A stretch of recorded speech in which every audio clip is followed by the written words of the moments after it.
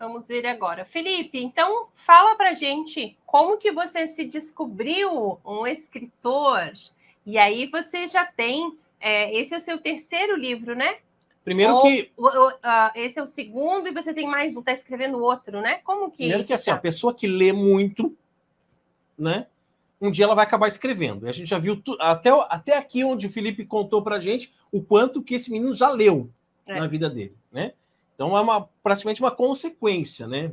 Tem que, vamos assim, colocar para fora, né? Não dá para ficar, você não vai acabar se sufocando com tanta informação, com tanta coisa, né, Felipe? Eu vejo meu trabalho de literatura como um trabalho evangelizador, entende? A literatura católica, ela é muito rica e foi um nicho que eu me encontrei mais representado em questão existencial, psicológica, em questão narrativa, em questão de trama. Então, por exemplo, tem autores fantásticos, a Flannery O'Connor, Bernanos, o próprio Chesterton, Dostoiévski, Shosako Endo. É incrível o apanhado de escritores católicos, né? Porque exatamente por causa dessa questão que tu falasse, de que o escritor católico ele vê o podridão que ele pode ser e daí ele vê a graça de Deus e daí ele quer mostrar essa graça de Deus na literatura, sabe? E normalmente é isso que mostra, sabe? A literatura católica mostra uma riqueza de redenção, de arquitrama, assim, sabe? Fenomenal, sabe?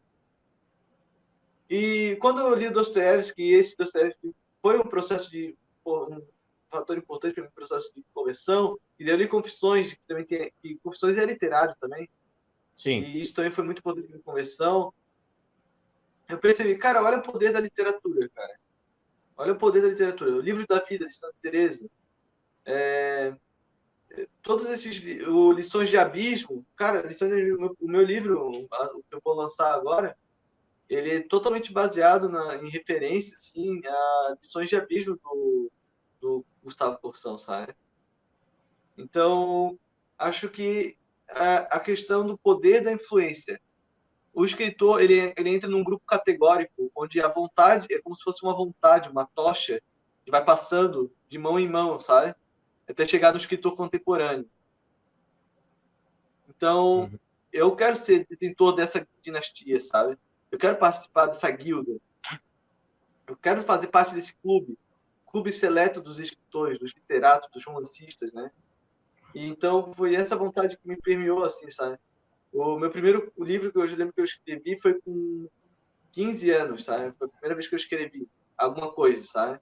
E eu escrevi um livro totalmente corrosivo, assim, autodestrutivo. Contava a história de um cara que tinha uma vida muito horrível e daí ele matava um bandido e virava herói por causa disso, sabe? E daí a vida dele mudava. Era uma narrativa interessante, só que muito mal escrita, muito mal escrita. Mas daí, quando eu tinha 19 anos, eu decidi escrever de novo para um sorteio, para um concurso que estava tendo aqui em Itajaí. No final, o concurso acabou e eu não consegui entregar o trabalho pronto. E daí, mesmo assim, eu continuei a história. E essa história, esse segundo livro que eu escrevi, ele se chama Naufrágio. Daí, o que eu fiz? Eu lancei ele, há alguns tempo atrás, por autopublicação, há 2 anos atrás, mais ou menos. E meus amigos compraram tal, e alguns gostaram. Entre eles, o Guilherme Campestrini. E daí o Guilherme Campestrini, ele falou assim, cara, tu deveria reeditar esse livro. Porque eu abandonei o livro, sabe? Eu lancei para entregar para os amigos só e deu. Ele falou, não, tu tem que lançar esse livro, fazer uma tiragem grande e botar para vender. Vender para pessoas que não são seus amigos, mas pessoas no geral. E daí eu estou fazendo esse processo de reedição desse livro, tudo. O livro tem 180 páginas, 182 páginas. E estou fazendo a nova capa, estou fazendo diagramação, formatação, revisão de texto, tirando alguns capítulos que não estão muito bons. E no final está ficando legal, assim.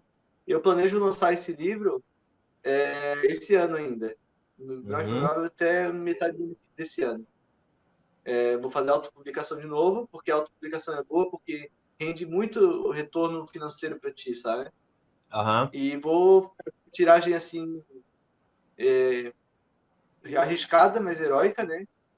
de uns 100 títulos, né, 100 exemplares, e daí vou fazer a mostra, vou participar em festival, vou botar na Casa da Cultura, vou fazer o meu trampo, sabe? E acho que isso vai ser bom porque é um livro extremamente regional, assim, sabe? Ele fala da enchente do que aconteceu aqui em Itajaí, ele fala de um protagonista pescador que é traído pela esposa e ele é católico, só que ele tem 40 anos e foi traído pela esposa. Então, tem toda uma questão também do aborto, né? Qual é o nome né? desse personagem, Felipe?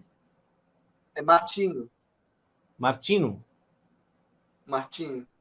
Martino. Ele é o personagem central, é o personagem principal do livro? É o personagem principal do livro. É o personagem Uhum. principal do livro. Ele vive mais tempo no mar do que na terra. Daí, quando ele é traído pela esposa, ele resolve abandonar o barco e voltar para casa do pai dele, para morar com o pai dele. E ele fica numa desesperança tremenda, porque ele é católico, tudo. Porém, ele vê que o mundo não é mais o mesmo. Ele já está velho, já tem 40 anos, velho, entre aspas, né? Tá com 40 Muito anos, velho, né? Com 40 anos, a pessoa é muito a quarentona velha. aqui do meu lado. Aqui, ó. Concordo com você, Felipe. Muito velho. Maduro. Quando eu também achava 40 velho. É. Você vai ver só, você vai piscar, você vai chegar aos 40, você vai ver. Eu não duvido. Mas, enfim, ele volta para a terra firme e ele vê que o mundo se transformou em uma coisa horrível, sabe? Um mundanismo absurdo, pessoas com sexualidade lascívia, intelectuais de esquerda, de redatores de chefes fazendo reuniões nas casas, e daí ele vai lá, tem um debate com o redator-chefe, totalmente esquerdista, e daí ele vai ter nessa trama onde ele vai se afundando cada vez mais. Tem muito a ver com a minha história, apesar de não ser eu, e não ter nada a ver com a minha persona em si. Ele é um personagem que está em um processo de decadência, assim, sabe? Até o ponto que ele pensa assim, por que eu sou católico? Por que eu ainda continuo sendo católico? Bom mesmo é se jogar no esgoto, não sei o quê. E daí ele vai lá, ele tenta voltar para o pecado, só que ele vê que ele vai lá, vai com a prostituta, ele vai conversar com a prostituta, só que na hora do ato ele desiste e fala, cara, isso aqui é ridículo, eu não posso continuar com isso, sabe? É um dilema muito interno da questão do existencialismo cristão, sabe? Muito bom. Entendi. Tem outro comentário. Martinho, em homenagem a um outro Martinho. Ah, sim. Martinho é por causa do Martinho Lutero, porque o meu personagem ele quer trair a fé, né? Ele não acredita mais na santidade. Essa é a questão principal do Martinho.